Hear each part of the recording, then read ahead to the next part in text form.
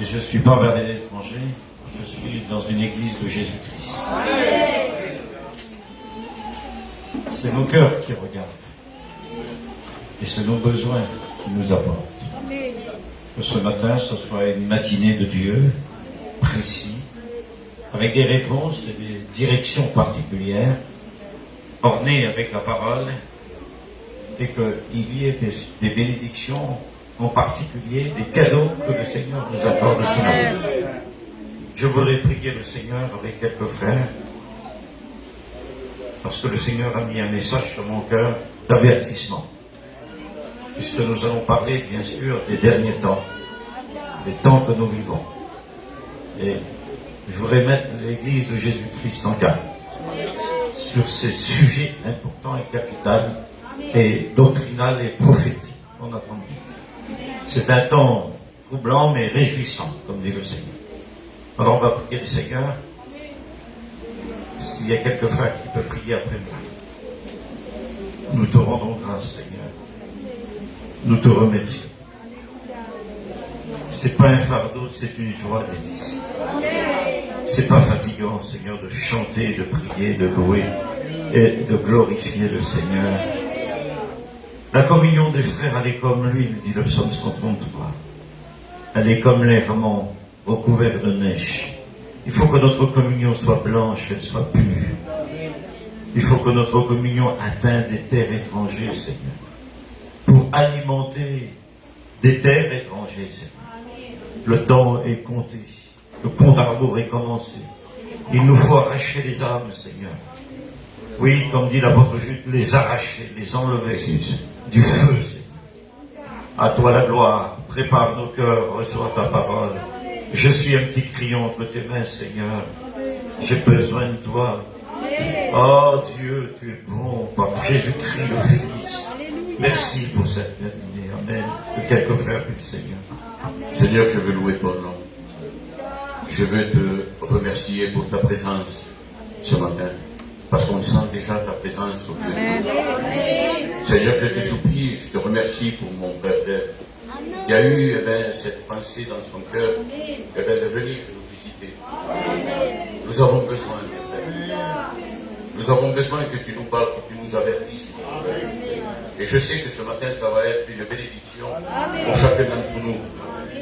Et pour cela, mon Dieu, au nom de Jésus-Christ, je te supplie de oindre ton serviteur de ton esprit, de le faire parler tout ce qu'il a dans son cœur, que le Saint-Esprit parle par sa bouche. Merci, Sauveur, parce que je sais que tu vas le faire ce matin.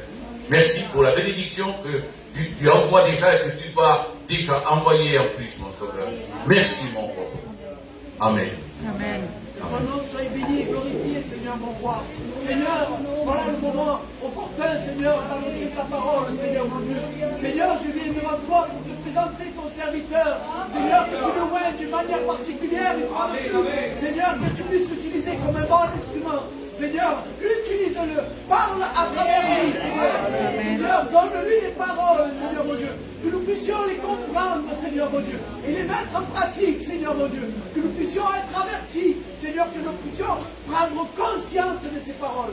Au nom du Seigneur Jésus-Christ, et à toi revient toute la gloire. Amen. Amen. Voilà, on écoute la parole de Dieu qui sera bénéfique. Et des avertissements afin que vous soyez affirmés dans la volonté de Dieu et dans la foi pour surmonter les jours difficiles qui va arriver. Mais je voudrais arriver à ce thème biblique, doctrinal, pour que nous puissions partager et que la parole de Dieu, elle est meilleure que les baumes de Galate. Elle rafraîchit nos hommes, elle donne de la vigueur, elle donne de la force, elle donne de la stabilité. Et Paul avait bien raison de dire dans 2 Timothée 3,16, toute écriture est inspirée de Dieu. Utile pour convaincre, reprendre, redresser, corriger, bâtir, construire, afin que l'homme de Dieu soit achevé, réalisé, accompli, arrivé à une maturité spirituelle. La Bible, elle est merveilleuse, elle est extraordinaire. Elle est inspirée du Saint-Esprit. Le texte original dit « animé d'un souffle divin » pour arriver aux trajectoires de Dieu. Nous ne pouvons pas vivre une volonté de Dieu sans la parole. Elle reste pour nous essentielle, fondamentale et capitale. La parole de Dieu, elle est là pour nous piloter. Elle est là pour nous habiller, elle est là pour nous orner. Et elle nous meuble, la parole de Dieu. Psaume 119 nous dit, verset 105, ta parole est une lampe à mes pieds, mais une lumière sur mon sentier. Sachant qu'elle éclaire mon présent, mais elle me projette dans l'avenir. Elle est là dans les recoins où ils ne sont pas éclairés, et elle m'éclaire, mais elle m'instruit. Ayant une connaissance de Dieu, l'apôtre Paul disait en Philippiens, afin que vous soyez remplis de sa connaissance. Nous ne voulons pas une connaissance intellecte. La connaissance des hommes enlève. La connaissance de la Bible, elle nous emmène à Dieu, elle nous remplit. Sa parole, elle est extraordinaire. Celui qui la goûte, elle est comme du miel des éclairs. Le prophète l'avait mangée, et dans ses entrailles, qu'elle soit comme du miel. Qu'elle soit du pain dans ta bouche et un bâton entre tes mains. Parce que le diable, ce qu'il craint, c'est le bâton que tu tiens. Mais c'est la Bible que je prêche. C'est la parole de Dieu. Amen. Vous êtes forts, dit l'apôtre Jean, je fais l'introduction, à cause de la parole. C'est la raison. La parole, elle n'est pas une stratégie des hommes. La parole, elle est bien sûr, elle est la volonté de Dieu, mais sa connaissance surtout, pour nous emmener dans le champ d'action de sa volonté. Et vous êtes forts à cause de la parole. C'est une arme redoutable, merveilleuse. Autrement dit, nous ne pouvons pas être forts dans le temps que nous vivons. Nous ne pouvons pas se redresser, mais qu'ayons la force, persévérons et veillons jusqu'à ce que le Seigneur vienne, parce qu'il va y avoir des moments difficiles. Je voudrais donc ouvrir la parole de Dieu, elle est ouverte dans Marc 13 et le verset, bien sûr, le verset 3. Voici donc les signes, les prophéties, l'inquiétude, le souci des disciples sur la montagne des Oliviers. Et là, il s'assied sur la montagne des Oliviers, face du temple. Pierre, Jacques et Jean et André lui posaient en particulier cette question. Verset 4, il dit, « Dis-nous quand cela arrivera-t-il, et quel signe on connaîtra que toutes ces choses s'accompliront. » Et Jésus se mit alors à leur dire, verset 5, « Prenez garde que personne ne vous séduit. » Verset 6, « Plusieurs viendront en mon nom et seront séduits. » Jésus a mis en évidence la séduction. Et il dit, voici que vous entendrez parler de guerre, verset 7, des bruits de guerre, soyez pas troublés. Il faut que ces choses arrivent.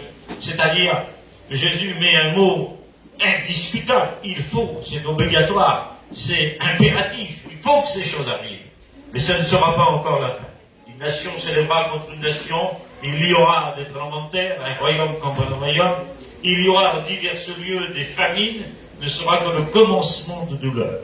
Et puis Jésus a dit là, au verset 9, il a dit une mise en garde d'un message. Il a dit, prenez garde à vous-même, parce que vous serez persécutés, vous serez battus. Et il dit, le Seigneur, bien sûr que nous serons venus au jugement, mais à cause du témoignage, pour servir de témoignage. Et il dit ceci, le Seigneur, il y aura des pestes, et bien sûr, il y aura en divers lieux de tremblements de terre. Voilà donc une base biblique, prophétique, dont Jésus a voulu nous ouvrir une horizon extraordinaire. Il a voulu nous faire connaître l'avenir, car lui, il détient l'avenir. Il détient le présent, mais l'avenir. Apocalypse 1, 17, il dit, voici, j'étais. Il a dit, voici, je suis. Et il a dit, voici, au siècle des siècles. Il surpasse les temps, il n'est pas dans le temps, mais il est venu au temps de Dieu, sur la terre des hommes. Et laissez-moi vous dire que Jésus-Christ, il connaît tout, il sait tout, et il voit tout. Et là, il dit, je tiens la clé de la mort et du séjour des morts. C'est Jésus-Christ ressuscité et glorifié. C'est lui qui tient la clé de nos réponses, de nos questions, de nos troubles, de notre agitation, de nos combats, de nos bouleversements, des affaires bien sûr familiales, des affaires commerciales. Il connaît et car il sait ce que nous avons besoin. Et ce matin, le seul qui peut rentrer dans nos larmes, c'est le Seigneur Jésus. Amen. Il est le seul qui rentre au fond du désert. Il est le seul qui rentre et qui nous sort des combats les plus compliqués. Mais voici la fin de la préparation d'un dirigeant mondial. Nous sommes à la préparation. Préparation d'un antichrist. Mais à la venue de Jésus-Christ, parce que le Seigneur, il ne vient pas, il revient. Car pour l'Église, il revient. Jean 14. Je vais vous préparer une place. Quand cette place sera préparée, je reviendrai. Il a dit, croyez-en en Dieu, mais croyez-en en moi. Et que votre cœur ne se trouble pas. Nous sommes dans Jean 14, au cœur du trouble. de bouleversement, car plusieurs croient que nous vivons le 666 à cause du vaccin que Macron a annoncé donc lundi il y a une semaine. Et l'obligation, parce qu'à partir du 15 septembre, il y aura bien sûr des gens qui seront en dehors, bien sûr, du gouvernement et qui ne voudront pas être vaccinés. Je ne force personne ce matin à se vacciner. Chacun voit cœur et âme devant Dieu. Mais je voudrais vous démontrer le temps que nous vivons. Vous comprenez, nous vivons des temps troublants et bouleversants dont l'apôtre Paul a mis en vigueur. Et il l'a dit en 1 Timothée chapitre 4. Et je voudrais vous montrer que la Bible est là pour nous démontrer ce que nous devons dévier, mais les avertissements qui arrivent par rapport aux troubles qui arrivent et aux bouleversements. Le Seigneur n'a-t-il pas dit qu'il y a dans Luc 21 qu'il y aura des soulèvements et des bouleversements et qu'il y aura des épreuves dans la chair? N'a-t-il pas dit dans Jean 16, 33 que vous aurez des tribulations dans la chair? Il ne parle pas de la tribulation de l'Antichrist, il parle de la tribulation de la chair. Parce que la tribulation de la chair, l'épreuve de la chair, c'est la période de la grâce. Alors que la tribulation de l'Antichrist, c'est l'Église qui est partie déjà. Et donc, je suis en train de vous expliquer, vous avertir, vous annoncer, de vous enseigner les étapes. Nous devons chérir, se réjouir des moments qu'on a passés. Parce que bientôt, on va rentrer à la maison. Notre délivrance, elle est déjà programmée, dit Paul, en Thessaloniciens chapitre 1, verset 10. Il dit, nous avons été délivrés de la colère à venir. Et c'est pour ça que j'essaye, avec l'aide du Seigneur, moi je suis un petit client, mes amis, mais j'essaye de vous apporter des notions de la Bible et des connaissances de doctrine pour vous avertir que nous ne vivons pas le 666, nous sommes dans le sursis de la grâce. On est à la fin de la grâce. Et le retour de Jésus-Christ est éminent. Israël attend un Messie. Pour Israël, il vient, Jean 14. Mais pour nous, il ne vient pas. Il revient. Et c'est un enlèvement. Et ce n'est pas un rassemblement. Matthieu 24, 31, c'est les anges qui vont rassembler Israël au son de la trompette. Et ne pas confondre la trompette de Dieu. La trompette de Dieu, c'est la résurrection des morts en Christ, dont Paul dit Thessaloniciens 4, 13, ils ne sont pas morts, c'est Louis II qui a fait l'erreur. Il dit, ils dorment, le texte original. Et le frère, le pasteur, avait bien raison de dire, il a confirmé, ils dorment. Un chrétien ne meurt pas. Il meurt physiquement, mais la mort n'existe pas. Celui qui croit en moi, même s'il meurt, il vivra éternellement. Jean 6, 35, 65. Donc, Jésus-Christ nous a confirmé. Il a enrayé la mort, il a banalisé la mort, il a caché la mort, il a anéanti celui qui avait la puissance de la mort. Hébreux 2, 14. Le texte original dit, il a paralysé celui qui avait la force, qui était celui l'auteur de la mort. Jésus est la vie. Amen. Dieu l'auteur de la vie. Le Saint-Esprit nous conduit dans la vérité. Et la parole de Dieu, elle est la vie. Celui qui mange de ce pain, Jésus a dit concernant, il a rappelé dans le désert. La marne, elle tombait, mais ils sont tous morts. Vos pères sont morts. Mais il dit, je suis le pain. Et là, Jésus ne parle pas de la Sainte Seine. Il ne parle pas du pain et du vin. Le vin que vous voyez, le pain qui vient du boulanger, vous comprenez, c'est un symbole, ça représente, Matthieu 26, 26, c'est comparaison. Et nous prenons la Sainte Seine parce que nous avons la vie, nous avons la nouvelle naissance, nous sommes pardonnés, on a passé par les eaux du baptême. C'est des conditions doctrinales. Mais quand Jésus a dit, celui qui mange de ce pain, il aura la vie éternelle. C'est l'acceptation de Jésus-Christ dans le sang. Jésus-Christ. Et si quelqu'un veut avoir ce pain ce matin, il y a le pain du miracle qui est distribué. Il y a 12 corbeilles qui ont resté et la foule fut rassasiée. Ils étaient fatigués, en défaillance. Peut-être que tu es en défaillance. Tes combats sont trop grands. Peut-être que tes épreuves sont à l'extrémité. Peut-être que tu es troublé, tu es bouleversé. Et peut-être que tu as un moment où tu es découragé. Tu veux déposer les armes. Le Seigneur n'est-il pas là pour t'encourager? N'est-il pas là pour te dire, je suis avec toi? Je vous ai laissé la paix. Cette paix, elle n'est pas embellie d'un cadeau. Elle n'est pas peinte. Elle n'est pas ornée des hommes. Je vous ai laissé la paix. Elle vient de lui. C'est sa nature. C'est son caractère. Il y en a qui veulent la paix sans le Christ. Y a-t-il une doctrine sans le Christ? Y a-t-il une onction sans le Saint-Esprit? Dans les derniers temps, il y en a qui chercheront une onction sans l'Esprit. Ils chercheront des doctrines sans la Bible. Eh bien, il n'y a pas de doctrine sans la Bible. C'est impossible. parce que la Bible, elle est composée de 86 doctrines, et Paul dit à Timothée, demeure dans les chances que tu as. Alors je voudrais vous emmener dans les couloirs de la Bible prophétique, et Paul dit, bien sûr que dans les derniers temps, 1 Timothée chapitre 4, il y aura des faux prophètes, des faux ministères, des hérésies, des fausses doctrines, prescriront de ne pas se marier, et nous découvrons toutes ces choses. Mais nous vivons des temps difficiles et compliqués et troublants. Il y a l'angoisse chez les nations qui a commencé. Un nouveau programme est installé dans le monde. Savez-vous que le 6 et le 7 février, les hommes, les dirigeants du monde, comme Bill Gates, sont mis en Suisse, avec Macron, tous les dirigeants, et ils ont posé des nouveaux fondements, des nouvelles lois, parce qu'ils veulent effacer le passé, parce que le corona, il est venu sur la terre des hommes, il a paralysé le monde entier, mais l'église de Jésus-Christ, elle est en marche, elle est en route, elle a une mission divine. Ah, si les églises ont été arrêtées, si les chapiteaux ont été arrêtés, si l'école biblique, la convention est arrêtée, l'église de Jésus-Christ, elle est en marche. Elle marche vers son Seigneur, car bientôt, il revient nous chercher. Ce sera un jour glorieux. Ce sera le plus beau jour.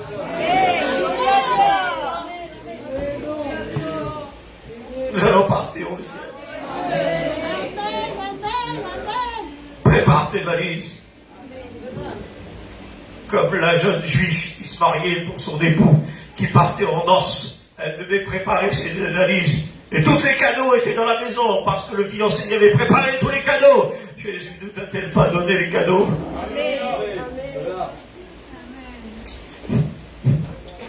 Il nous a donné des grands cadeaux, le cadeau du salut.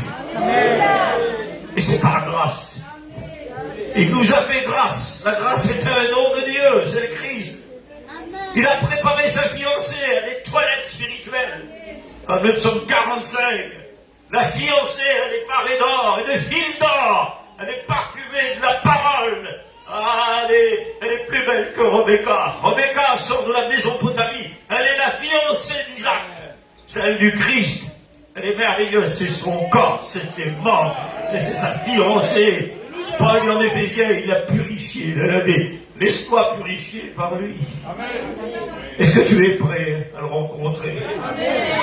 Est-ce que tu veux le retour de Jésus-Christ? Comment tu vis le retour de Jésus-Christ? Est-ce que le retour de Jésus-Christ est plus beau que l'intérieur de ta maison? Est-ce que le désir que tu as pour rencontrer Jésus-Christ, parce que Paul dit en Thessaloniciens, il dit, ça sera la réunion avec lui. C'est pas la réunion des hommes, c'est la réunion avec le Christ. Il y a la réunion avec les pasteurs, parce que c'est Dieu qui a établi les pasteurs. C'est Dieu qui a établi la mission des lumières. C'est Dieu qui a établi cette mission. Des hommes ont voulu s'emparer, des hommes ont voulu la combattre. Oui, mais celui qui combat l'œuvre de Dieu ne sera pas combattu par lui. Gamaliel lui a dit, ceci, si cette œuvre vient de Dieu, elle subsistera. Ça fait 2000 ans que l'œuvre, elle a commencé à la Pentecôte. Elle se terminera dans l'éternité, à l'enlèvement de l'église, elle se terminera. Comment tu l'attends? Comment tu l'attends? Endormi? Avec un bouquin à la main? Comment tu l'attends? De quelle façon? Chargé d'inquiétude de la vie terrestre? Comment tu l'attends? Où tes enfants ne sont pas prêts encore? Tu l'attends? Comment déguiser dans ton foyer un compromis, peut-être dans des destructions, ou peut-être à l'extrémité, mais comment tu l'attends? Comment? Comme un homme fidèle qui attend son maître qui est parti, et il l'établit sur ses gens, et il dit d'attendre. Comment nous l'attendons? Avec impression, avec un désir, avec amour. L'apôtre Paul avait écrit la deuxième épître à Timothée. Il a écrit 13 épîtres. Il n'a pas voulu donner les noms. Aucune épître, 13 épîtres, ne porte le nom de Paul. Il n'a pas voulu. Il s'est effacé. Il a oublié. Il se présente dans la première épître en Romain. Il dit comme le doulos, l'esclave de Jésus-Christ. Et après il dit apôtre. Effacez-vous afin qu'il apparaisse. Ne donnez pas de titre et de nom. C'est lui qui est notre nom. Ah, notre ciel, il lui appartient. Et nous sommes, notre ministère nous appartient. On est des locataires. Je suis un petit crayon, je suis la poussière des vallées. Mais parce qu'il a fait grâce, il nous a fait grâce. Et l'apôtre Paul dit dans la deuxième épître à Timothée, il dit, j'ai combattu, j'ai achevé. Comment nous combattons? Est-ce que nous combattons les autres? C'est le mauvais combat. C'est la stratégie du diable. Le bon combat, c'est le combat de la foi. Ne pas se tromper d'ennemi. Nous ne pouvons pas combattre le diable. Colossiens 2,14, Jésus ne l'a pas plié. Il l'a cassé, l'a brisé, l'a détrôné. Il a livré au spectacle les dominations, les principautés. Il a livré, il a triomphé. Et le mot triomphe, dans le texte original, dans les couloirs d'histoire, le mot triomphe, ça veut dire c'est un général qui part en guerre et qui va contre une armée de 5000 hommes. Il va en guerre. Jésus n'est pas venu en guerre. Mais il a anéanti, il a paralysé, il a mis sous ses pieds le serpent. Il a toute la cavalerie du diable. Il a arraché les galons du diable. Il a arraché la puissance. Il a anéanti celui qui avait piqué l'humanité. Jésus a l'antidote. Le sang de Jésus nous purifie de tout péché. C'est un sang vivant. C'est un sang d'homme, mais pur, sans péché. Jésus n'a pas péché. Il a porté nos péchés. Le péché a détruit l'homme. Jésus est venu pour le reconstruire. Ah, Jésus a annoncé des choses. Et Paul le dit, il continue. Il dit, j'ai achevé, j'ai combattu. Il dit, désormais la couronne de justice m'est raisonnée. Et à ceux qui ont rêvé et aimé son retour. Est-ce que tu l'aimes? Est-ce que tu le vis? Comment il est apprécié? Comment tu le vis chez toi? Est-ce que le retour de Jésus-Christ est plus beau que ta cuisine, plus beau que ton terrain, plus beau que ta voiture? Est-ce qu'il passe en évidence? Il est en évidence. Le Seigneur connaît tout. Alors Jésus a annoncé prophétiquement les avènements mondiaux à l'échelle mondiale. Et il dit une nation s'élèvera contre une nation. Un royaume contre un royaume. Et le Seigneur a donné des signes annonciateurs, surnaturels, terrestres, religieux, moraux, apostats. L'apostasie est arrivée. Car tous ces choses sera que, bien sûr, le Seigneur dit, ça sera le commencement des choses. Il y aura des événements, des soulèvements dans le monde. Le mot corona vient d'un mot grec, couronne. Ça veut dire poison. En latin, ça veut dire venin du serpent. Et chaque lettre du mot corona, c'est une totalité du 666. Je ne dis pas que le diable est l'auteur de tout ça. C'est Dieu qui dirige. C'est Dieu qui conduit tous les événements qui sont en train de se passer. Qu'il vient de Chine au laboratoire le plus grand du monde où le ministre français a inauguré. C'est une guerre bactériologique qu'on est en train de vivre. C'est une guerre sans facture. Le monde a connu des guerres, 2 guerres mondiales. Mais là, nous sommes en train de vivre une guerre sans facture. Et c'est de corona en corona où le monde est infecté. Mais nous attendons le Seigneur qui nous délivre. Amen, amen. Le Psaume 91 nous dit, celui qui demeure à l'abri du Très-Haut. Celui qui demeure. Le mot demeurer en grec, ça veut dire ne pas bouger de place, ne pas sortir. Y a-t-il quelqu'un qui a bougé? Y a-t-il quelqu'un qui a chaviré? Y a-t-il quelqu'un qui a été peut-être saisi dans des craintes? Il est à côté de nous, à l'ombre de ses ailes. C'est symbolique. Dieu n'a pas d'ailes, Jésus n'a pas d'ailes, le Saint-Esprit n'a pas d'ailes. Ils ne sont pas matérialisés, ils sont divins, infinis, ils sont au-dessus de tous les arbres, ils sont glorieux, ils sont supérieurs, ils sont créateurs.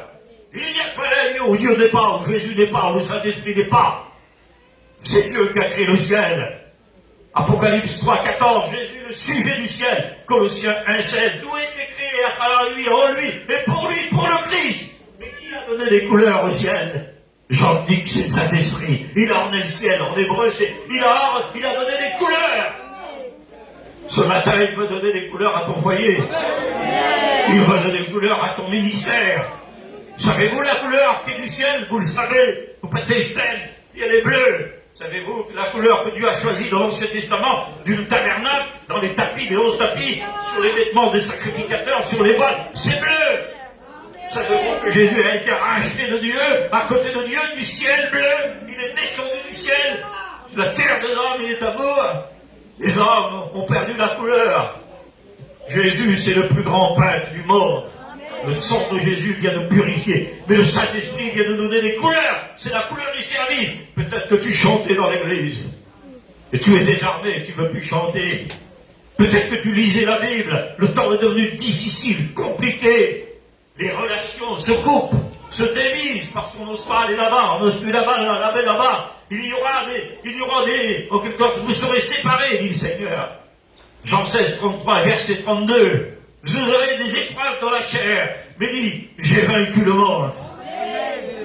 Je vous ai laissé la paix. Il y a des garanties garanties, des promesses surnaturelles qui sont meilleures que toutes les bonnes du monde. Il n'y a pas un trésor comme le trésor de la Bible. C'est le livre le plus cher au monde. C'est le livre le plus profond. C'est le livre le plus vaste au monde qu'aucun homme ne peut plonger ses regards et retenir toutes les mémoires que Dieu a données. Spurgeon, il a dit, j'ai lu plus de 100 fois la Bible, j'ai fait qu'effleurer le port de l'océan. Le roi de France, il a dit, j'ai mieux lire la Bible, avoir la Bible que ma couronne, rendez-vous compte. Les hommes d'État, les philosophes, les politiciens, les historiens, tous les hommes de toutes les classes au monde. Abraham Lincoln, il a dit, la Bible est un don de Dieu, et l'homme ne peut pas être dirigé par lui-même. Ah, il y a des moments extraordinaires. Un astrophysicien, Isaac Newton, en 1757, il a dit ceci, lorsqu'il a regardé les étoiles, il a découvert les étoiles sur son télescope. Il a dit, j'ai vu passer Dieu. Dommage, il n'a pas arrêté. Ce matin, il est en train de passer avec il est tout près de toi. Il a dit, ne crains pas, je suis avec toi. Et nous vivons des moments terribles de l'apostat. Et ce sera le commencement, il y aura des événements, des événements dans le monde. Ce sera les signes prophétiques de la préparation du retour de Jésus-Christ. Rien n'arrêtera le retour de Jésus-Christ. Nous sommes partis, ça y est, les choses vont très très vite. Lorsque Jésus a employé la fin, c'est pour prouver la fin des choses. Ce sera le signe de la fin, c'est l'évangélisation dans le monde. Et Jésus a dit en Matthieu 24, 14, il a terminé au verset 14. Il a mis un index, en quelque sorte, un point culminant. Et là, il y a un point d'interrogation. Il a dit, c'est la fin, elle se terminera par l'évangélisation du monde entier. Voilà la mission de l'Église. Voilà à laquelle il nous a confié. C'est une mission surnaturelle, c'est une mission glorieuse, c'est une mission du miracle. Parce que Dieu est celui qui a fait cette mission. Jésus l'a confirmé, le Saint-Esprit est en action. Une mission qui a été dans le monde entier, que Dieu a choisi des hommes et des fondateurs pour que cette mission, elle continue. Il y a la mission qui est en toi. C'est une mission particulière. Tu dois en prendre soin. Parce qu'il y a des portes qui doivent s'ouvrir. Il y a des familles qui doivent être arrachées. Depuis le temps de se tracasser pour les choses de la terre, pour construire, bâtir, et pour notre avenir, il faut que tu sois une banque riche. Ne sais-tu pas que tu es pauvre? Dit le Seigneur à l'église de Laodicée. Et l'église de Laodicée, le Seigneur dit, tu as de l'or. Et dit, je te conseille d'acheter des vêtements blancs. Vous savez pourquoi? Parce que Laodicée avait un centre de banque. Elle était un centre de médical. Elle était un centre aussi de zone de construction de vêtements à l'époque. Et son eau était tiède, elle était salée, son eau, je te vomirais de ma bouche, parce que c'est qui rentrait dans la Odyssée, et qui rentrait, alors il prenait l'eau, il le mettait sur la bouche, il la rejetait parce qu'elle était salée, et elle était tiède. Ah, je voudrais te dire, ceux qui t'entourent, tu dois être comme un fleuve pour les arroser. Tu dois apporter les paroles de Dieu. Et le Seigneur dit, je te conseille d'acheter des vêtements blancs, parce que la Odyssée avait pris des vêtements de brebis noires au-delà des montagnes de la Odyssée, bien sûr. Ils avaient tissé, ils avaient changé.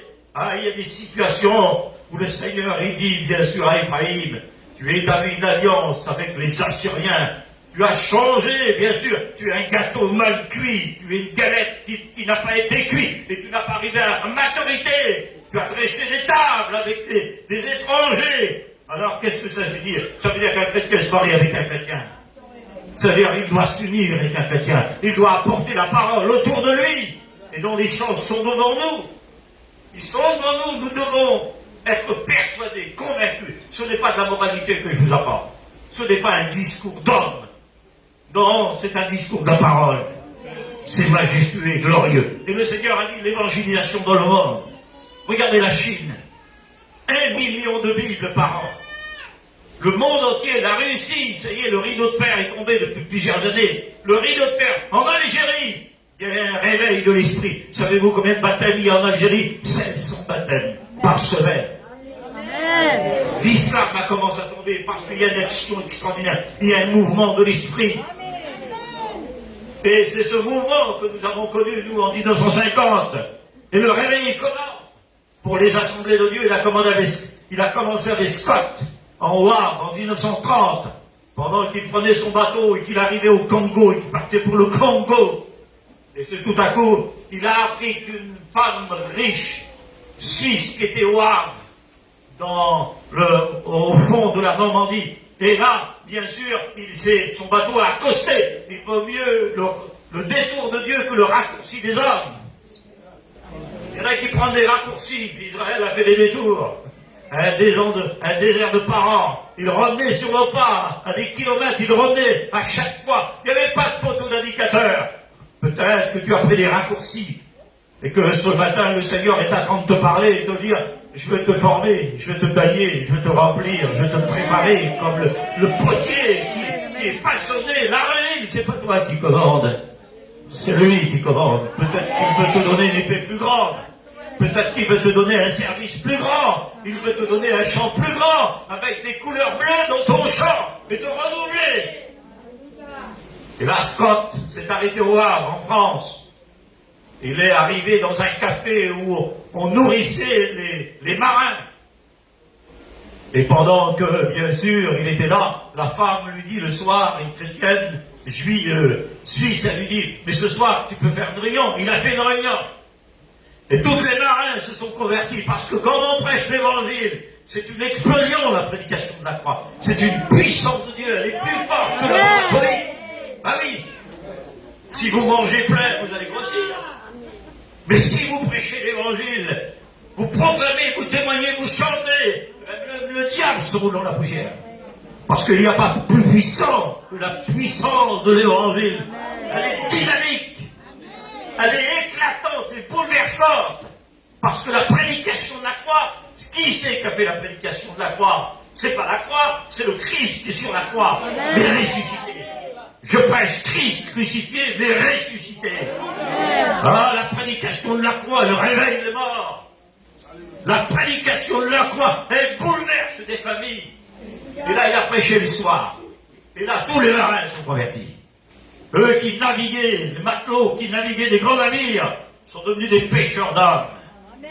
Et tout à coup, il est rentré à un couple, avec un petit garçon grand comme ça, 1930, qui c'était les parents du Cosec. Et le Cosec qui était grand comme ça. 1930, c'est là qu'est commencé le réveil des assemblées de Dieu. Mais il faut attendre 20 ans plus tard pour que le réveil de la mission Vie Lumière, elle commence en 1950 avec le pasteur Le Cosec.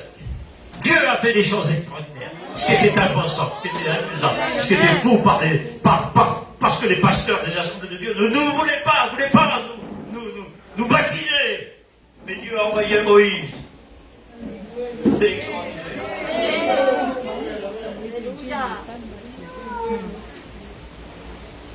Et par la grâce de Dieu, aujourd'hui, le réveil continue. Il n'a pas fini. Oui, à partir de là, le Seigneur a dit, voici, ce sera la fin. Et je continue. Alors le Seigneur a dit, il y aura des pestes. Il y aura des persécutions. L'amour du plus grand nombre se refroidira. Le nombre se refroidira. Alors Jésus montre le temps que nous vivons. Et se démarque par un signal qui parvient. Tout sera que le commencement des douleurs. À ceux qui ont été attaqués par le corona. Dieu m'a... Je voudrais être sage dans ce que je dis. Pourquoi d'autres et pourquoi pas moi et pourquoi pas le faire et pourquoi pas d'autres. Je ne voudrais pas me prendre en dit de sujet pour me justifier parce que je suis d'elle. Non, je vous le redis, je suis encore en première année, je suis un étudiant et je suis sauvé par là. Le Seigneur m'a préservé. Vous comprenez ça? Et on ne voulait pas dominer, étaler, trôner. Non, prions pour nos frères et sœurs. Amen. Et beaucoup ont été dans les couloirs.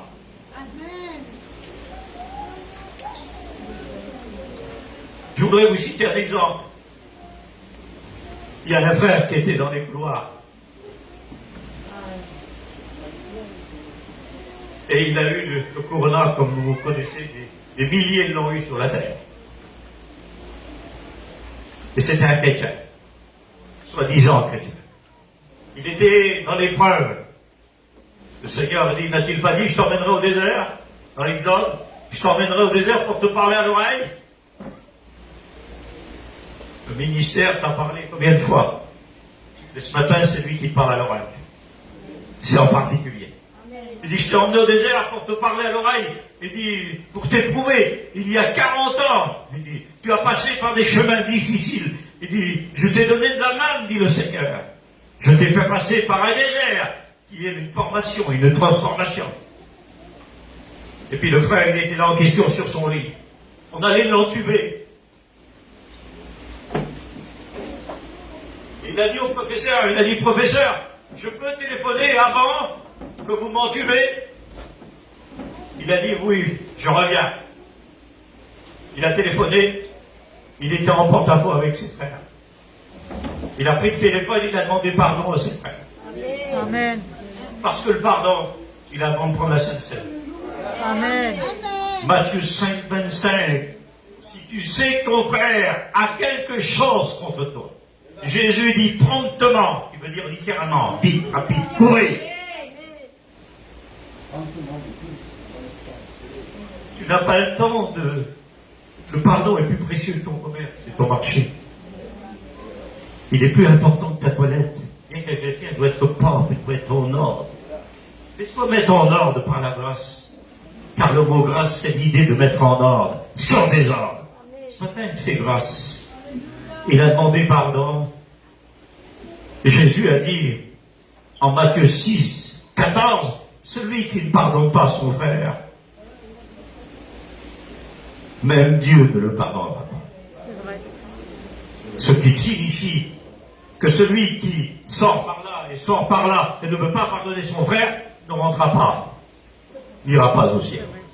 Le pardon, il est salutaire, il fait partie du salut. Il est lié dans le salut. Mais Jésus a dit, Matthieu 6, 12, il dit, pardonnez ceux qui vous offensent, qui vous font du mal. Mais comment pardonner? Alors Paul dit en Éphésiens, au chapitre 3, verset 34, il dit ceci, pardonnez-vous, mais comment? Il rentre sur une place, moi je ne veux pas. Oh, il se met au fond de la salle et moi je me mets là. Mais non, c'est pas comme ça. Il dit, pardonnez-vous comme Dieu vous a pardonné. Amen. Et le professeur, il est revenu. Il a dit, messieurs, on ne vous en tue pas. Parce que le pardon, il fait blocage. Amen. C'est un triomphe sur le diable. Amen. C'est un triomphe, c'est écraser la spie. Parce que je t'aime. Psaume 91, verset 14. Parce que je t'aime, je viens te délivrer. Amen. Parce que je t'aime, tu résisteras au lion, à la spie, parce que je t'aime.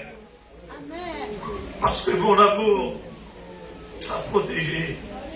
C'est dans mon amour que je t'ai sauvé. Alléluia. C'est dans mon amour, quand tu étais dans les couloirs d'hôpital, j'étais là.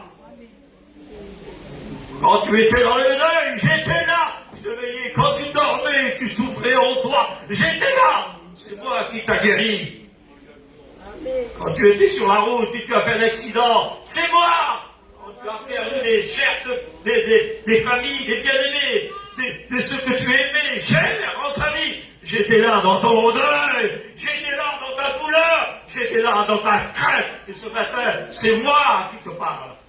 Te diriger, te conduire, te former, te transformer et te remplir. Parce qu'il va y avoir des jours difficiles. Il faut que tu reprends les armes que je t'ai données. Il faut que tu redresses ta tête. Ce matin, tu vas conduire vers combat. C'est à ton cœur que je parle. C'est à ta vie que je te parle. Ça fait plusieurs jours que tu es comme ça. Ça fait des mois que tu es comme ça. Je vais sur tes larmes. Je connais la maladie de ton corps. Je vais guérir ton corps. Je te dirigerai. Je répondrai ma bénédiction sur toi et sur tes enfants. Parce que le Seigneur revient bientôt. Jésus nous a démontré. Ne sera que le début de la douleur. La nouvelle version dit ceci. Ce sera que les premières douleurs de l'enfantement. Le commencement. Il y aura des faux ministères, des fausses doctrines. L'iniquité sera accrue. Bien sûr qu'elle sera accrue. Elle se multipliera. Le péché deviendra important aux yeux des hommes. Sera favorisé. Il sera planifié. Il aura de la valeur, le péché. Ça veut dire que la jeune fille, elle péchera. Elle ne sera pas démisée le péché. Parce que les enfants pécheront devant leurs parents. Ils seront ingrats, déloyaux, intempérants. 2 Timothée chapitre 3. Il y aura des jours difficiles. On passe à un temps apostolique, à un temps prophétique. L'ordre divin du Christ à l'Église, il a dit en Matthieu 24, verset 13, mais cela, il persévérait jusqu'à la fin. Et c'est celui qui persévère jusqu'à la fin, alors il tiendra debout, il sera sauvé. Autrement dit, celui qui tient debout jusqu'au bout. Alors le Seigneur lui fera grâce. C'est pas parce que tu es debout, c'est toi qui te sauves. C'est parce que le Seigneur veut dire, c'est par la grâce, dit Paul en Éphésiens, que vous êtes sauvés. Ça ne vient pas de vous que personne ne se glorifie, personne ne se flatte, personne ne s'élève. Nous n'avons pas cherché notre titre en tant qu'apôtre. Nous n'avons pas cherché les dons, nous avons cherché vos fruits. Nous n'avons pas usé d'autorité, le ministère n'use pas d'autorité. C'est le berger parmi nos troupeaux, c'est lui qui sert son troupeau et qui le nourrit. Paix mes brebis. Soutient les pauvres, les faibles, mais soutient les forts aussi. C'est la mission qu'il a donnée à l'apôtre Pierre, cette mission glorieuse. Il y a des moments chétifs, des moments difficiles, mais tenez bon. Ce n'est pas parce que nous marchons, c'est pas parce qu'on marche dans la sanctification qu'on a sauvé. L'auteur des Hébreux dit, sans la sanctification, nul ne verra le Seigneur. Nul ne verra le Seigneur. Mais le texte original, c'est sans la sainteté. Autrement dit, si vous marchez dans la sanctification et c'est vous qui vous sauve, alors le Christ, ça ne sert à rien. Le sacrifice ne sert à rien, mais c'est le sacrifice qui nous sauve. C'est lui qui nous a pardonné. Il nous trempe, il nous enlève, il nous emmène, il nous transporte dans l'éternité, son pardon, il nous a purifiés. Et nous marchons dans la sanctification parce que nous sommes nés de nouveau, Colossiens, chapitre 3. Vous qui êtes ressuscités, vous qui êtes nouveaux, cherchez les choses d'en haut. Ne cherchez pas les choses terrestres. On s'inquiète pour les soucis de la vie. Inquiétez-vous pour vos enfants. Vos enfants qui sont chez nous, qui ne sont pas sauvés encore. On sauve les autres, mais nous devons arracher nos filles, nos garçons, et de dire que Jésus revient. Le Proverbe 22, 6 enseigne tes enfants, et plus tard, il ne s'en détournera pas des voies que tu as prises. Nous devons persévérer jusqu'à la fin. Oui, il y aura la bonne nouvelle, il faut ça que soit prêché. Mais devant la nouvelle ordre du président Emmanuel Macron, savez-vous ce que ça veut dire Macron? Ça veut dire tête l'Europe. Il a été donné ce nom en vue du roi d'Égypte, Ptolémée. Et laissez-moi vous dire, c'est un franc-maçon, il fait partie des francs-maçons. Ah oui, c'est les dirigeants du monde. Bill Gates, je ne sais pas si vous l'avez écouté, je l'ai écouté dans les informations, il a dit qu'il faut que 15% de l'humanité soit détruite. Le président, bien sûr, le conseiller du président Mitterrand, en 1989, vous l'avez écouté ce qu'il a dit? Tout un article qu'il a donné. Il faut que les vieillards, ceux qui sont retraités, disparaissent. Ça coûte trop cher à la France et au monde entier. Vous comprenez que nous sommes arrivés, et le Seigneur a dit qu'il y aura des troubles, des guerres, des familles. La guerre n'est pas toujours la bête terreuse, n'est pas toujours la guerre avec des missiles. La guerre, ce sont un sens de cri, de détruire. Vous comprenez? Et c'est le Seigneur qui l'a lancé. Il y aura prié afin de ne pas tomber dans la tentation. Nous, on a en vivre quelque chose de terrible. Vous êtes en maison. Mais nous, on est les frères, on est responsables en montage chapiteau. On ne peut pas aller dans l'autre chapiteau. On ne peut pas aller là. On ne peut pas aller vers là. Parce que l'autre ne peut pas. Parce que d'autres sont touchés. Vers nous, il y a personne n'est touché là. Si j'aurais été touché, quelqu'un aurait été touché chez nous, je ne serais pas venu vers vous, vous comprenez, il faut être sage, il faut être prudent, comme les serpents et sage comme la colombe. Eh bien, on ne peut pas aller partout, parce que ça se resserre. Et on ne sait pas comment ça va aller. La vie, elle va se raccourcir. Mais laissez-moi vous dire, on a très peu de temps. Parce que les choses vont vite. Et un nouveau programme de la loi, c'est accéléré. Ça y est, il a appuyé sur l'accélération. Et il est arrivé au but culminant. Il ne fallait pas mettre le max pour mettre le max. Il faut se faire vacciner, il ne faut pas se faire vacciner. On ne sait pas où on est. Tandis que nous, on est vaccinés de la parole. Amen. On a la parole. On a les garanties de la Bible. Jean 17, 17, ta parole. Il ne dit pas ma parole. Jésus, c'est pas. Il dit ta parole. Allez, la vérité. Amen. On n'est pas des prétendus, nous. On a la vérité. Il n'y a pas de prétentieux par nous. Il y a des hommes et des femmes spirituels dans l'œuvre de Dieu. Et nous sommes pour la vérité. Amen. Donc ils captivent la vérité, qui la retiennent, dit l'apôtre Paul, dans les derniers temps. Ils veulent voiler l'évangile. Et comme voiler l'évangile, c'est plus fort que toutes les bombes Hiroshima réunies ensemble. L'évangile de Dieu, elle fait exploser les rochers, les cœurs les plus durs pour nous emmener. Mais voilà, les choses sont là. Le danger est devant nous. Et le vaccin ne pourra, bien sûr, il commence. Et voilà donc, à partir du 15 septembre, il y a un congrès, il y a une loi qui va s'établir en toute l'Europe et dans le monde entier. Nous ne pourrons plus aller au carrefour, nous ne pourrons plus aller au boulanger, nous ne pourrons plus aller dans les restaurants. C'est des choses qu'il faut écouter. Mais ça ressemble à quoi, ça? On ne pourra plus voyager. On ne pourra plus prendre le TGV. Si vous n'êtes pas vacciné, nous sommes entrés dans une nouvelle ère. Les salariés, les docteurs, je ne sais pas moi, les Renault, les Peugeot, les Mercedes, dans le monde entier, ceux qui ne sont pas vaccinés, sont balayés, ils ne sont pas reconnus du gouvernement. Rendez-vous compte ce qu'il a dit Macron. Vous voyez pas l'idée? Je l'ai écouté. Et il y a des mots. Et à un moment, vous savez ce qu'il a dit? Il a dit, il faut se laver. Il dit, moi je me lave les mains de ceux qui vont se vacciner. Mais qu'est-ce que cette répétition a été donnée à Paris, à l'Élysée, par les politiques? Ils l'ont contredit. Parce qu'il a cité une parole prophétique de Pilate. Il s'est lavé les mains. Vous comprenez? Il ne dirige pas comme il faudrait. Il oblige. Mais ce qu'il voudrait dire, et je ne voudrais pas faire de la politique, moi je suis un serviteur de Dieu, tout simple. Et je ne voudrais pas donner une partie politique. Je prêche l'évangile de la sainte doctrine de la parole. Et le vous avertissant, ça ressemble à quoi? Ce trait de caractère, est-ce que ce n'est pas un trait de caractère de la révélation de l'Apocalypse? Est-ce que ça ne se ressemble pas à Apocalypse 13, 17? Personne ne pourra vendre et ne pourra pas acheter. Parce que ceux qui ne sont pas vaccinés seront mis dans des pièces. Ils ne sont pas reconnus comme des Espagnols, Italiens, Portugais, Français, etc. De leur nation ne seront pas reconnus. Les gars, personne ne pourra acheter. Et après, je vais vous expliquer, au point de vue doctrinal et biblique, parce qu'on n'est pas en train de vivre le 666, on est en train de vivre la fin de la grâce. J'aurais jamais cru de voir ça. Jamais j'aurais cru de voir ces situations, des bouleversements, des événements mondiaux dans le monde qui est en train de se passer. Jamais j'aurais cru ça. On est au bord, on est en train de... C'est une préparation. Et le nom de la bête, c'est un nombre d'ordre. Et c'est un nombre d'ordre qui est 666. Alors, je vais vous expliquer. Déduction. Beaucoup auraient été saisis par la crainte. Luc 21, 34, que vous ne soyez pas troublés, pris par la crainte. Que vous ne vous souciez pas par le manger, le boire, ce que l'on est en train de vivre. Mais que vous soyez trouvés debout lorsque Jésus reviendra chercher. Amen. Alors, beaucoup ont été qualifiés.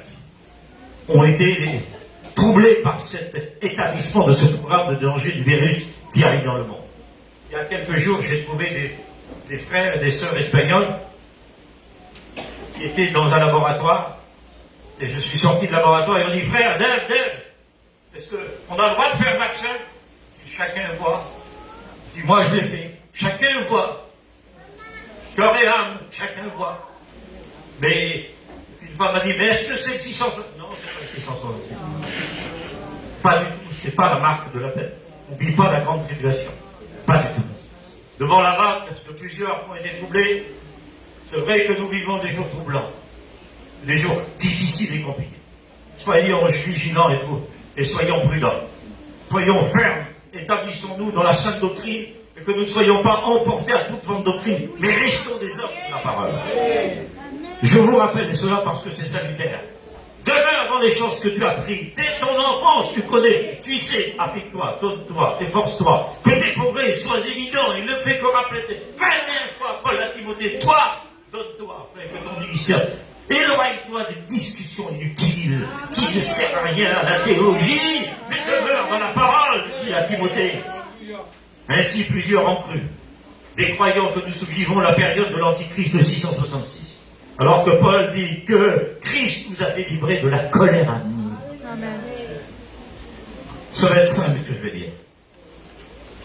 Sur le point de vue doctrinal. Mais il nous faut comprendre ce que je vais dire.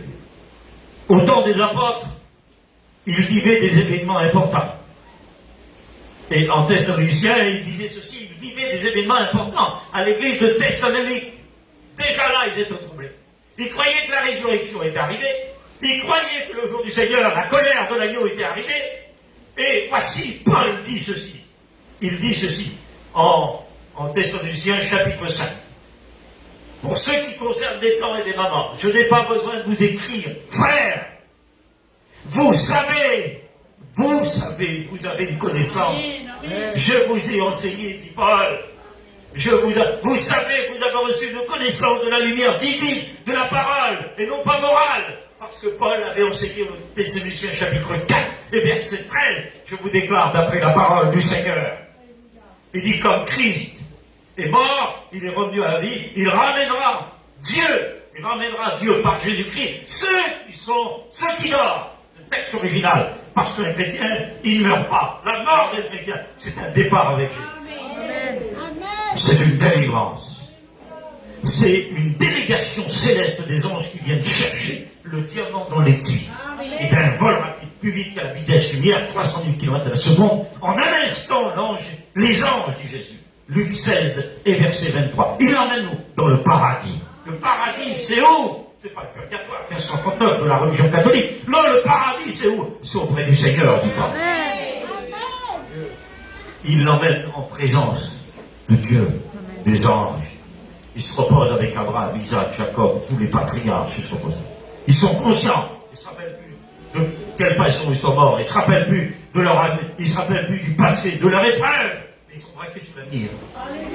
Car je me penche, dit Paul, Colossiens 3, verset 13. Je me penche vers ce qui est en avant. Et ils attendent quoi? Le corps de la résurrection.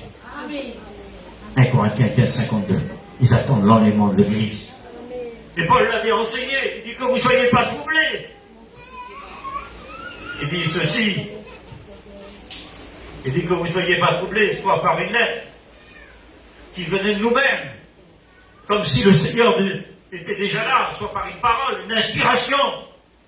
Il dit ceci, l'apôtre Paul. Mais il dit que vous ne soyez pas donc ébranlés dans votre bon sens. Il dit, et Paul est à train de passer d'un navire qui est à train de s'enfoncer ou une vague qui arrive.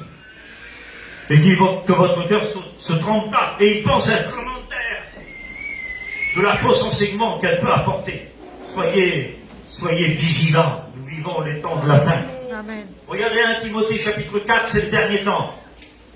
D'une autre épître, 1 Timothée chapitre 3, c'est plus les derniers. Non, c'est le dernier jour. Ah, on est en train de vivre les derniers jours. Et il dit, les hommes seront égoïstes, amis de l'argent, fanfarons, blasphémateurs, irreligieux, ingrats. Ça fait 6. Ah oui, les enfants sont rebelles à leurs parents. Ah, vous comprenez? Et puis 6, et puis 6, ça fait 3 fois 6. Ah oui, c'est l'esprit de l'Antéchrist qui agit. Et là, nous comprenons que nous vivons dans les derniers jours, étant séduits par des doctrines, qui croyaient que la colère de l'agneau était arrivée. Mais non! La colère de l'agneau, quand elle arrivera, l'Église, elle est déjà au ciel. Elle est partie déjà. Vous comprenez? Parce que dans la colère de l'agneau, c'est les hommes qui seront devant la bête. Dans les noces de l'agneau, c'est l'Église qui est devant l'agneau. Amen. Les noces de l'agneau, c'est réjouissez-vous, car les noces sont venues. Matthieu 19 et verset 10. Ça, c'est la conclusion de la table dans le millénium. Mais la première étape des noces de l'agneau, c'est l'enlèvement de l'Église. Matthieu 22. Qui va inaugurer les noces de l'agneau? C'est Dieu, le roi. Amen. Pour qui? Pour son fils. Avec qui? Avec la fiancée. Et qu'elle est belle. Elle est parée d'or. Elle est extraordinaire. Et dans un mariage, c'est le sujet. Quand vous regardez le couple, vous regardez la femme, elle est vêtue blanc. Elle est vêtue de sainteté. L'Église, elle est pure, elle est majestueuse, elle est glorieuse. Et c'est son corps. Parce que les noces de l'agneau, ça veut dire littéralement la fête du mariage au ciel. Oui, mais sur la terre, c'est l'Antichrist qui va se marier avec la femme qui est assise sur la bête. Apocalypse 17. Et je vis la femme qui est assise sur la bête, sur les eaux. Elle est déjà assise. Et ça, c'est la fête. Bien sûr, c'est le mariage de l'Antichrist avec l'Europe. Vous me suivez? On arrive. Je ne peux pas tout vous dire. Parce que ce sont des fleurs de connaissances que Dieu donne. Et moi, je vous redis, je suis un petit client. Je suis là plusieurs années. Mais le Seigneur est tellement grand. qui fait de nous des crayons. Amen. Être entre ses mains pour bien écrire. Amen. Il faut rester petit. Parce que Dieu est grand. Jésus-Christ, c'est l'exemple. Il a lavé les pieds de ses disciples. Alors cette femme, c'est l'Europe. Tournez-vous vers la statue de la liberté. Regardez vers New York sur les photos. Et vous allez découvrir une statue. Elle est assise sur les eaux. C'est la France qui l'a apportée. C'est le plus grand monument qui existait aux États-Unis, dans le monde entier. Le président français avait pour l'histoire marqué, parce qu'ils étaient unis, ils sont alliés, les Américains et la France. Elle a donné une statue. Mais comment elle est cette statue? Elle a assis où? Elle a assis sur les eaux. C'est un prototype. Matériel, matérialisé. Elle est où? Elle est comment? Elle est élevée, elle a deux bras comme ça. Qu'est-ce qu'elle a dans sa coupe? Qu'est-ce qu'elle a dans sa main droite? Une coupe. Apocalypse 17, qu'est-ce qu'elle a la femme dans sa main droite? Elle a une coupe aussi. Qu'est-ce qu'elle a sur la tête? Une couronne. Apocalypse chapitre 6, qu'est-ce qu'il a sur la tête? Le cavalier qui part, et pour vrai, il n'a pas parti. Parce que l'Antichrist est un commis. Le diable est un commis. Jésus a triomphé. Il ne peut pas partir, Apocalypse 6, tant que l'Église n'est pas partie, Apocalypse chapitre 4. Il faut que l'Église monte ici, je te ferai voir les choses qui vont arriver bientôt. Monte ici, j'entendais sa voix comme une son d'une trompette. Et je regardais pour savoir celui qui me parlait. Il était assis sur le trône. Et son corps, il était majestueux comme une pierre précieuse. Et devant le trône, il y avait une mère de mer qui est l'Église. Elle était comme du cristal, parce que l'Église, c'est du cristal. Elle est pure, elle n'est pas mélangée au feu. Parce que le cristal mélangé au feu, c'est les martyrs qui sont pour la mer. Nous, on est déjà, Apocalypse chapitre 4, verset 11, on est devant l'agneau, on prend nos couronnes, on lâche tête à ses pieds. Alors, nous n'ouvrons pas Apocalypse chapitre 13. On a à train de vivre Apocalypse chapitre 4. Et je vais arriver pour que vous compreniez les étapes bibliques, doctrinales, des événements prophétiques, les étapes chronologiques dans la Bible, afin que vous appreniez. Vous avez vu les témoins de Jéhovah, ils connaissent la Bible par cœur. Mais ils n'ont pas Jésus. Vous n'avez pas Jésus, vous ne pouvez pas comprendre la Bible. Un homme a dit au IVe siècle, il a dit Jésus-Christ, la clé de la parole. Il est la beauté de la parole, la majesté de la parole, la royauté de la parole, la lumière de la parole, la compréhension et la dimension de la parole, la médiation de la parole. Autrement dit, un physicien, un historien, un politicien, il ne comprend pas la Bible. Martin Luther, en 1517, il a dit le juste vivra par la foi, l'épître aux Romains. Tac, les écailles de ses c'est. Mais c'était un curé. Ce matin, je voudrais te dire qu'il ne fait pas droit d'une religieuse, d'un religieux. Il veut être un enfant de Dieu. Amen. Et si tu n'arrives pas à comprendre la parole, à quel moment on comprend la parole? À quel moment la Bible elle est belle? C'est quand tu es spirituel. Amen. Elle est belle. Elle est spirituelle. Et nous comprenons que nous sommes arrivés. Alors la femme a une couronne sur la tête. Mais j'ai regardé Apocalypse 6, quel culot. L'Antichrist, il aurait une couronne sur sa tête. C'est de la prétention. Mais est-ce qu'elle est en or? Vous avez vérifié si elle est en or? Alors j'ai regardé dans le texte original, elle n'est pas en or, elle est en feuille. Parce que pour l'Antichrist, c'est assez pour lui. Mais Jésus, lui, quand il reviendra pour Israël, Apocalypse 14, il vient sur un cheval blanc, dans Apocalypse 19, 10, et le ciel va s'ouvrir. Et il a un vêtement teint plongé dans le sang. Il est couronne d'or.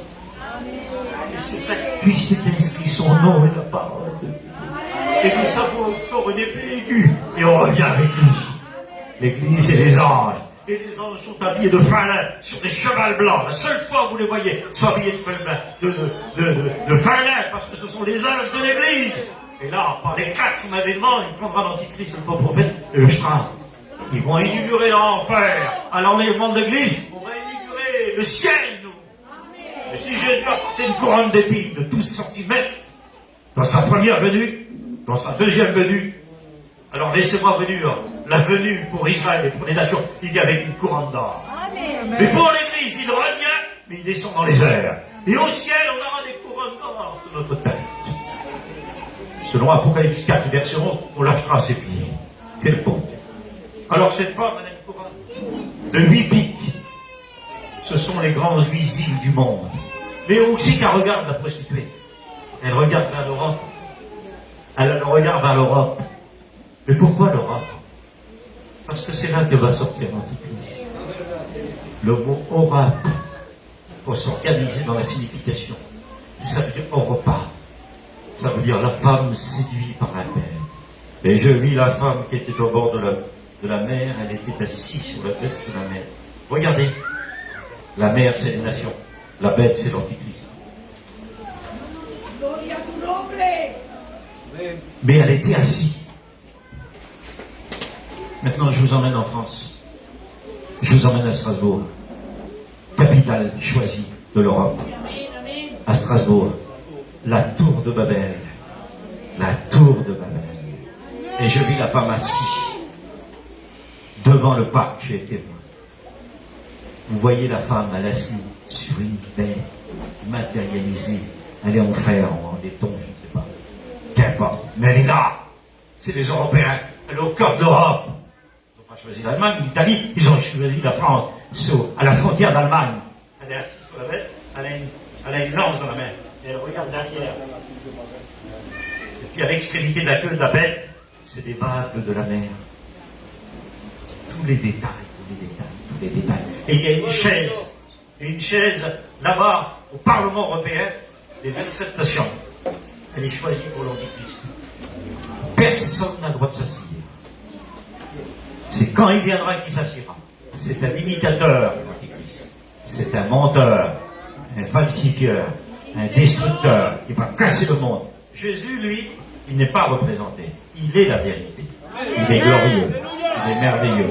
C'est le lion de la tribu de Juda. Il est digne d'ouvrir le livre de ce sceau. Parce que si l'Antichrist ne part pas, c'est parce que Jésus n'a pas ouvrir. Les gens ont pleuré. Il y a un des milliards qui symbolise l'Église. Il a dit, celui qui est digne d'ouvrir dans la révélation de l'Apocalypse, dans le ciel, le seul, c'est le Seigneur. Il est dit, il a racheté les hommes. Il a fait un peuple acquis, un peuple saint que nous. Et il nous a délivrés de la colère à vie. Ainsi, il a rétabli les choses. Ne vous laissez pas troubler dans votre bon sens. Comme si ça venait de nous-mêmes par une inspiration, une parole, une lettre. L'ordre établi dans la Sainte Doctrine, les raisons pour que l'Antichrist arrive, il faut que l'apostasie soit arrivée. Ça y est, c'est arrivé. On marie 2 femmes, on marie 2 hommes, des ministres sont signés. Ça y est, c'est dans les couloirs. Les religions l'ont accepté. L'iniquité sera accrue. L'homme apostat. La séduction elle prendra toute sa forme. Savez-vous ce qu'a dit Macron au mois d'avril? Il a dit que le gouvernement est plus grand que Dieu. Non, bien. Et que Jésus. L'ordre établi, il a dit ceci, il a dit c'est le gouvernement qui est plus grand que Dieu et tout ça. Ils ont mis une doctrine, pas ce qui nous concerne, ce qui leur concerne.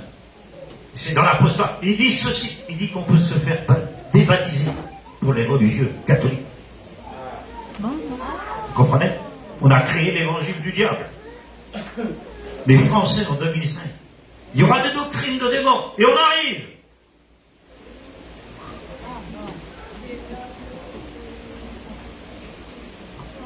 Nous vivons des troubles, des préparations de programmes. Les signes de la fin sont là, sont en œuvre. Rien n'empêchera d'arriver, c'est prophétique et ça s'accomplira. L'Esprit dit, dans les derniers jours, il y aura des temps difficiles, des dangers compliqués, où les hommes deviendront égoïstes, et fanfarons, ingrats, déloyaux et orgueilleux. Avertissement prophétique devant les événements à l'échelle mondiale. Il nous faut rester sur l'Écriture. Il nous faut rester biblique. Il nous faut s'attacher aux choses d'en haut. Il nous faut veiller et prier de ne pas tomber dans la tentation. Arracher les armes du feu. La fin, selon la Bible, c'est des prophéties bibliques qui sont là devant nous. Les armes, qui sont des preuves, des arguments, les apports, le Saint-Esprit, les derniers temps, les derniers jours, les temps prophétiques. Nous sommes mal arrivés à la fin des siècles. Des jours dangereux et difficiles, des soulèvements dans le monde entier. Je résume. Où on est? Dans la dernière heure. Selon Matthieu, chapitre 14, verset 15. L'heure est avancée. La dernière heure. Selon l'épître de Jean, chapitre 2, verset 1. Première épître. On est à la 12e heure. À l'époque de Jésus, on était à la 11e heure. 2000 ans plus tard, on est à la 12e heure. Nous sommes l'église de Jésus-Christ à la fin des jours. Nous ne sommes pas de la nuit. Mais le jour arrive, nous sommes du jour. Mais les choses vont arriver très vite. L'église, elle est située où? Dans la dernière heure. L'apôtre déclare d'une manière extraordinaire. Petits enfants, c'est la dernière heure, car vous avez appris qu'un antichrist doit venir. Par là, nous connaissons que c'est la dernière heure. C'est ce qui est en train de se faire. Toutes les préparations, car le gouvernement savent qu'un antichrist doit venir. Ils ont dit, de toute façon, même si c'est un démon ou un antichrist, nous l'accepterons. Les choses sont en train de se faire. Ce qui fait le signal de l'horloge de Dieu, c'est la dernière heure. Et l'apôtre Jean confirme, nous connaissons par là qu'un antichrist va venir, mais c'est la dernière heure. Ainsi, la préparation de l'antichrist. L'esprit de l'antichrist est en marche. C'est une information à l'échelle mondiale. La nouvelle ordre mondiale des agents du monde, 2021-2030. Vaccination obligatoire. Reconnaissance des humains. Réduction de la population du monde et des hommes. La G5 et surveillance est installée. La 5G. La connaissance illimitée du Christ. Pour contrôler toutes nos démarches.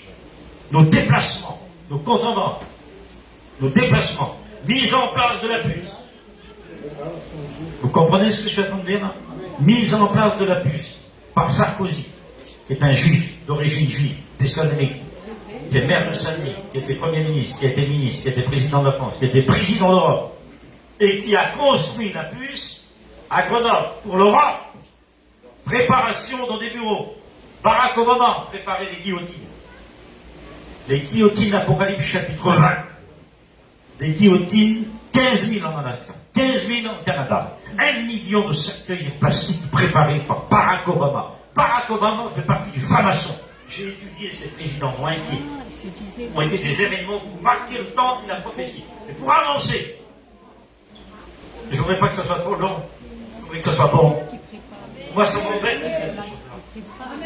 Vous comprenez? Parce que je suis obligé de vous avertir de toutes ces choses qui arrivent. Et c'est uni à la Bible, c'est marié. C'est marié à l'idée de la parole. C'est ce qui confirme plutôt la parole. C'est pas la parole, mais c'est ce qui confirme. La connaissance de savoir tous les déplacements. Ils vont mettre des caméras pour surveiller. Et Barack Obama, ça veut dire en hébreu, hôtel, au lieu, renversé. Sarkozy, en grec, sarkénos, qui veut dire saleté, souillure. Mais tout ce qui est ça, qui ont été des préparations. C'est toutes les préparations qui attendent ce moment. Mise en place. Ils ont dit, vous avez écouté à la télévision? Dans 5 ans, la puce, elle se prépare. Elle est préparée.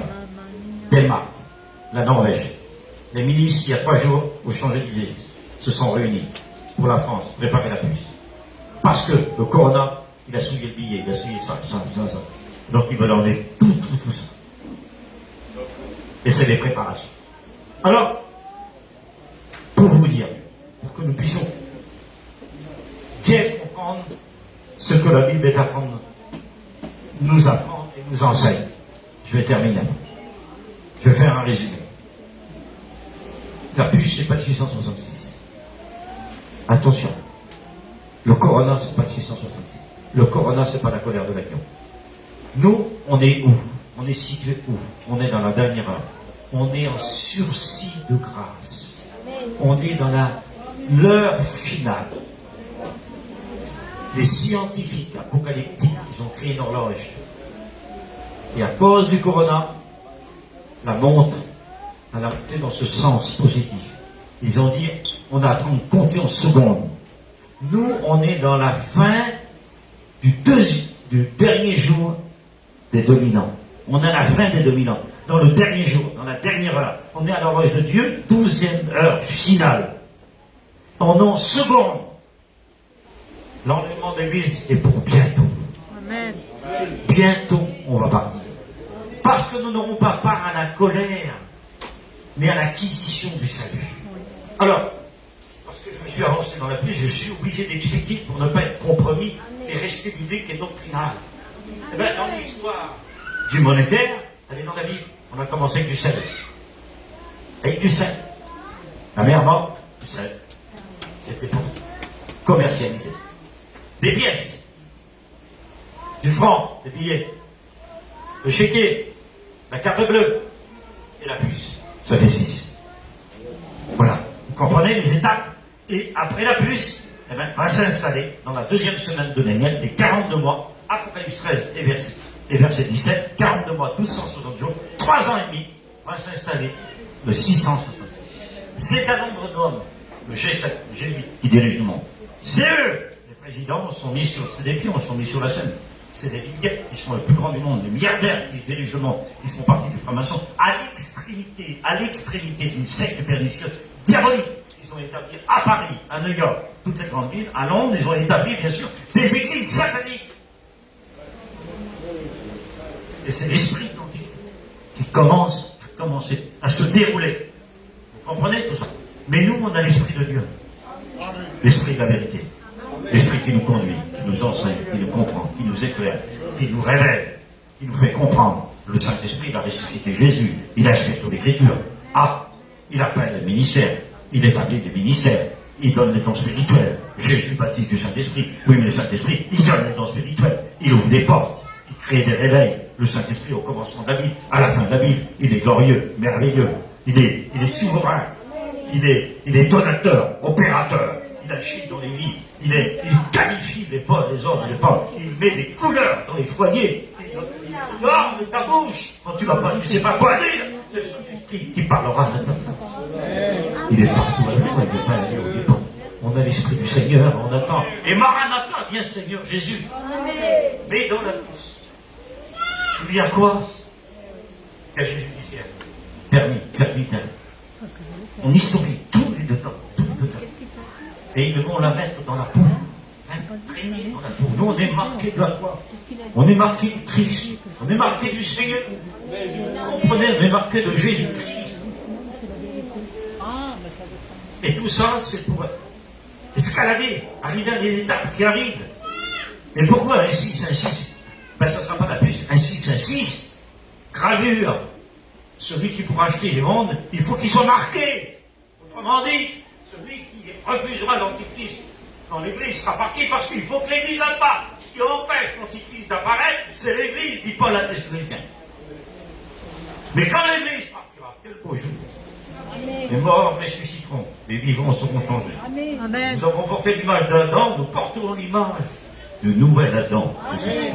Nous avons porté l'image du terrestre, nous porterons l'image du céleste. Amen. Mais quel corps on aura?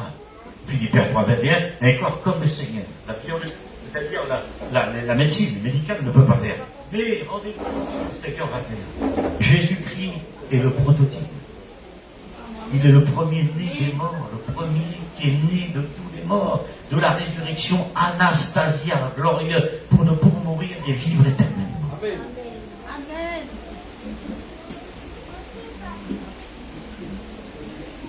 Est-ce que nous allons reconnaître nos bien-aimés? La femme qui a perdu son mari, ou les parents qui ont perdu leurs enfants qui étaient chrétiens. La petite fille va-t-il reconnaître ses parents? Comment que ça va se passer? À la résurrection des justes, Jean 5, 28, ils sortiront des tombeaux. Et comment ils vont faire pour sortir des tombeaux? De poussière. Et tu retournes à la poussière. L'âme va dans le paradis et ton esprit. Je ne peux pas vous donner tous les détails. Mais comment? Et Jésus dit à ma voix, ils sortiront des tombeaux. Daniel 12, verset 2. Ceux qui ont fait le bien ressusciteront dans la poussière. C'est pas possible. Apocalypse 20, ceux qui sont morts dans la mer, à 25 km de la mer, ils sortiront. Mais comment? Ce corps qui est sur la terre, elle va dans le paradis, parce que Dieu a créé, il a préparé un paradis pour les sauver. Ceux de l'Ancien Testament et du Nouveau Testament, les chrétiens, ils sont dans les ciels, ils sont consolés. Ils ça puce, ils sont morts infirmes, ils sont morts de la maladie et de la souffrance naturelle, ça pue. Mais Christ, comme promis, c'est ceux qui doivent ressusciter avec Christ, dit Paul 1 Corinthiens 15, verset Et versets 52 et 48, il le dit, Paul. Il reçoit la révélation du mystère caché. Et bien voilà, dans le corps humain, il y a des molécules et des atomes qui ne meurent jamais. En 2013, un professeur a découvert que là, dans le cœur, qui pèse 300 grammes, il y a des molécules de Dieu, que Dieu a créées. En cas de l'homme pèse, il y a des molécules. Et si Adam vous a couché, a mis la mort sur la race humaine, le deuxième Adam, eh bien, il a prévu la résurrection pour vivre éternellement dans le ciel. Avec ton corps, tu ne peux pas aller. Le poisson sur la lune, il ne peut pas aller. Le poisson dans la mer, tu le mets sur la terre, il ne peut pas vivre. Toi, tu n'as pas les poumons pour aller dans la mer. Eh bien, le Seigneur va créer un corps, avec ton corps plutôt. Eh bien, les chrétiens vont ressusciter et les tombeaux vont s'ouvrir. Il y aura la reconstitution des molécules, la portée des molécules plutôt. Il y aura la rédemption du corps. Car l'âme et l'esprit sortira du corps et va revêtir ce corps. Et ce corps sera changé à un corps de gloire. Et si tu possèdes un corps infirme, alors tu ressusciteras avec un corps, bien sûr, avec puissance. Amen. Marchera dans le ciel. Mais qu'en est-il que celui qui est mort de la maladie, qui est dans la souffrance, il ressuscitera plein de gloire? Celui qui est mort dans la réunion, celui en train de manger, je ne sais pas, à l'hôpital, comment il ressuscitera spirituel? Mais celui qui a souffert, comment il va ressusciter? Plein de gloire. Plein de gloire. Mais quelle image on portera? Celui qui reste. Puis en Adam, le deuxième Adam, qui est glorieux, son visage est comme le soleil. Amen. Nous brillerons comme des étoiles, nous aurons la couleur du ciel, du Daniel. Celui qui aura l'intelligence sera comme le ciel. Mais est-ce que tu vas reconnaître? Est-ce que les cellules de famille vont être unies? Éphésiens 3,14. Tout genou fléchira devant le Père. Amen. Il va réunir les familles qui sont dans les cieux et sur la terre. Il va réunir l'homme et la femme au ciel. Il va réunir les enfants qui sont morts avec les parents au ciel chrétien. Amen. Amen. Mais non, est-ce qu'on va les reconnaître? Oui, vous les reconnaîtrez. L'épître à Philémon, au verset 14. Il s'agit de Philémon, et le sujet c'est Onésime, qui était un esclave. Et il parle à Philémon, Paul, et il dit, Onésime, il t'a quitté pour un temps. Il est un esclave, il est emmené par Jésus-Christ, et il parle de lui. Et il dit, tu le retrouveras, non pas comme un esclave, mais comme un serviteur supérieur aussi, pour l'éternité. Il parle bien d'Onésime. Si je parle de lui, moi je parle bien de lui, je parle de lui aussi. Vous comprenez? Eh bien, nous le retrouverons. Et Pierre, comment il a fait pour reconnaître Moïse et Élie? Pour reconnaître Jésus, ça va? Et pour reconnaître Pierre et Élie? Et Jésus dit, j'ai jamais vu de sa vie. Il n'y avait pas de nom, il n'y avait pas d'effigie, il n'y avait pas de tableau, il n'y avait rien du tout. Cela montre une transfiguration. Et il dit, Seigneur, veux-tu que nous dressons une tente pour toi? Et puis il dit, il ne se trompe pas, hein, chronologie. Une pour Moïse, 1500 ans avant Jésus-Christ. Et il dit une pour Élie, parce que Élie vient après, 800 ans avant Jésus-Christ. Mais il commence par Jésus. Et toujours par Jésus. Parce que Jésus, c'est le modèle de la résurrection et de l'espérance. Alors nous attendons le Seigneur qui revient bientôt. Bientôt.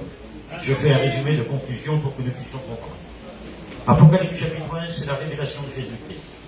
Apocalypse chapitre 2, c'est la période de la grâce. Et bien sûr, les 7 églises, Apocalypse. 2 églises vont rester fidèles, Seigneur de fidèles. Mais Apocalypse 4, c'est l'église qui s'en va. Elle part. C'est le jour glorieux, unique. C'est un vrai départ. C'est là où les morts ressuscitent et les vivants sont changés. On part à la rencontre du Seigneur dans les airs. Le tribunal de Jésus-Christ, les noces de l'agneau, la fête du mariage de l'église au ciel. Pendant que nous, on est au ciel, pendant un temps de temps, la moitié d'un temps, 3 ans et demi, 7 ans. C'est la période de l'Antichrist. 3 ans et demi, séducteur, organisateur, il va séduire le monde. Deuxième période, au milieu de la deuxième période, c'est la période de la colère de l'agneau. C'est 666 qui se met en route. Mais nous, on est au ciel. On est devant l'agneau, on l'adore, on le loue, on le glorifie, celui qui est au ciel. Et on le sait. On verra Dieu, on verra Jésus, on verra le Saint-Esprit. Ce sera étonnant. Mais sur la terre, c'est le carnage. Et que celui qui voudra être sauvé, c'est plus la grâce, c'est intense, c'est plus une disposition. C'est un temps de 7 ans, 2 fois 3 ans et demi. Il faudra être mis à mort, décapité. Tout est préparé. Les décapitages sont préparés. Le temple est préparé. Les guillotines sont préparées. Le gouvernement est préparé à toutes ces choses. Vous comprenez? Tout se synchronise, tout est préparé. Les situations les plus grandes, à l'extrême, sont préparées. Mais nous, on est dans le ciel. Et on va le glorifier. Et sur la terre, pour être sauvé, pour aimer Dieu. Alors que dans la période de la grâce, c'est Dieu qui aime les hommes. Dans la période de la grâce, c'est Jésus qui donne sa vie et qui a pris ta place. Dans la période de la grande tribulation, c'est toi qui te laves dans le sang de l'agneau. Parce que Jésus est encore le sujet du salut. Vous voyez, on voit des milliers incomptables de toutes parts. Mais ils ne sont pas de l'église, parce que Jean dit, qui sont ces gens? Il dit, qui sont-ils? D'où viennent-ils? Et là, il dit, c'est ceux qui viennent de la grande tribulation. Ils sortent de la grande tribulation. Ah oui, nous on est partis avant. On est au ciel. Gloire à Dieu. Amen. On prie le Seigneur et on finit. Maranatha, viens Seigneur. Amen. On se lève, on prie le Seigneur. On prie avec le pasteur. Señor, alabo tu nombre y ensalzo tu gloria, Padre Dios. Te doy gloria y gracias, Señor, por esta palabra, por este mensaje dicho por tu siervo, Padre mío, inspirado por el Espíritu Santo, Padre. Señor, gracias por la